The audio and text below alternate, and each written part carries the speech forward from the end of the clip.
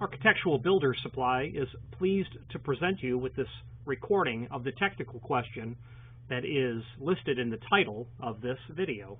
This call may be monitored and recorded for quality assurance. I am ready, and you were going to ask a question about modifying a steel door. Rich, thanks so much. Yeah, it's an older door. It's probably about 45 years old, and I need to cut the bottom off like about half an inch. And I popped the door off, and the little strip inside.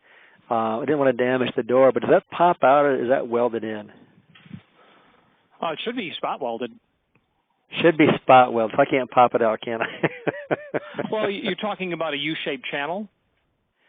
I don't know what it is. It's the very bottom of the door. As you look at the end, there's that kind of that piece of metal, on the bottom there that goes in there. I think it's kind of slid up in there to keep the bottom from collapsing. 45 years ago, I wasn't watching nothing except the pacifier in my mouth. So I'm familiar with hollow metal door construction as it exists in the last 30 years. Okay. But not exactly sure of what it would look like on something that would date back that far. So, meaning I'm not familiar with how manufacturing would have been in the 70s. Oh, fair enough. So what does this item look like that's down there?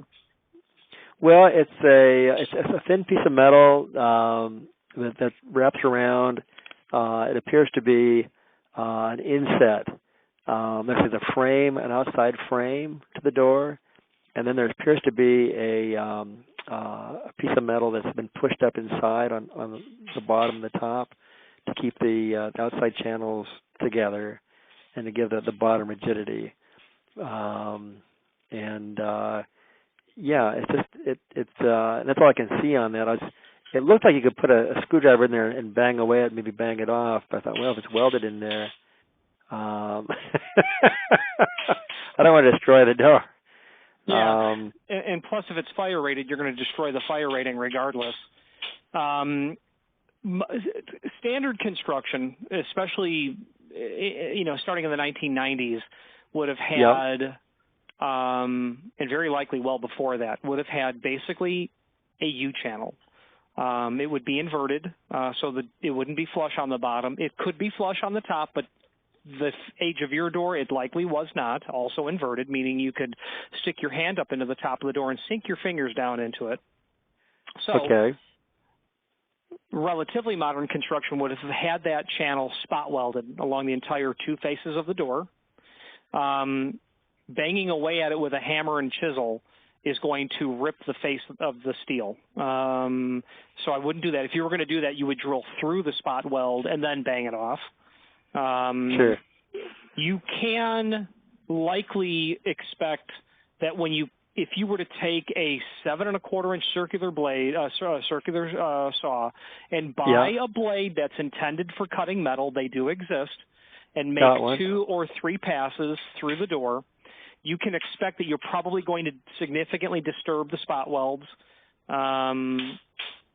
Maybe none, maybe a little, maybe complete. The best way would be is whatever you're dealing with, if there's something left over from that, is to put it back in and re-weld it. Or what some people will do is they'll just cut it and they'll get a U-shaped piece of weather stripping and cap it over the bottom of the door because you don't have the ability to weld, let's conclude. However, it's important to note that if it's a fire-rated door, doing this will violate the fire rating of the door. Got it. It matters to me. I'm just telling you. You would sure. destroy its technical integrity. Now, a 1/2 inch you want to take off. Yeah. It's very likely that you will be able to rip that off, and most likely just avoid the inverted bottom channel.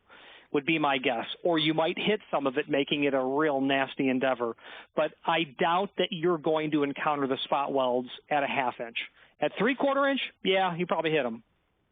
Yeah, this one's not inverted. It's flat. It's just flat on the bottom, flat on the the top. bottom of the door? Oh, okay. Yeah. Yeah, so that's going to be a lot of guesswork. But normally it's welded all the way along there then. Yeah, well, the fact that it's flush is interesting because how was it attached? That's the question. That was the question. So it could have been spot welded to one face, which what you would call a pan, the face of the door, imagine a pan, but a pan that's a ½ inch tall and 3 foot wide. It could have been spot welded down to one side of the pan and then flipped over, or the other pan flipped over, and then the edge of the door could have literally a lock seam or a tab and slot sort of construction, especially from Amweld in the old days. Those were tab and slot construction doors where you would imagine rivet lock shelving, where you've got to bang the beam down into the vertical to make the rivet fit into the teardrop. The same sort of concept on old. I was in Amweld's factory in the early 90s, and that's how they made those. Huh. So there may be no welding is what I'm trying to say, or at least there may not be a lot of welding. And if there's not a lot of welding, I may be able to pop that piece out. Is that true, maybe? It is, but I think that you can expect to have to drill through any welds that are there to salvage the piece to get it put back in into place, at least, to a certain degree. Got it. And those welds are probably way up underneath the skin, aren't they? Well, I mean, if it was a spot weld, think of pinchers on a crab or a lobster. Zip, when your thumb and your forefinger touch each other, that's the spot weld right there. Oh, I got it. So, but there you go. Worst case scenario, you're going to cut it. What happens? Does your concrete rise? Is that the kind of thing? Well, it works fine, but there's a mat because the tile tends to get wet and then people slip, and so there's a mat there, and over time the top hinges are just breaking the heads of the screws off because people try to close it because it's dragging on the bottom, and they're like, well, that's been so just trying to. I thought, well, I'll just raise it up. Thought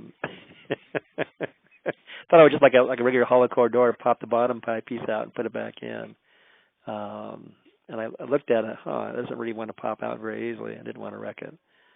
Yeah, the principle's the same between a steel and metal door. You still want to salvage the old piece. Now, new construction would give you inverted top and bottom, or certainly bottom channel, sometimes flush top, so that you can pull the door off and then just grind it down and give yourself a ½ inch of play. But I would get a straight edge.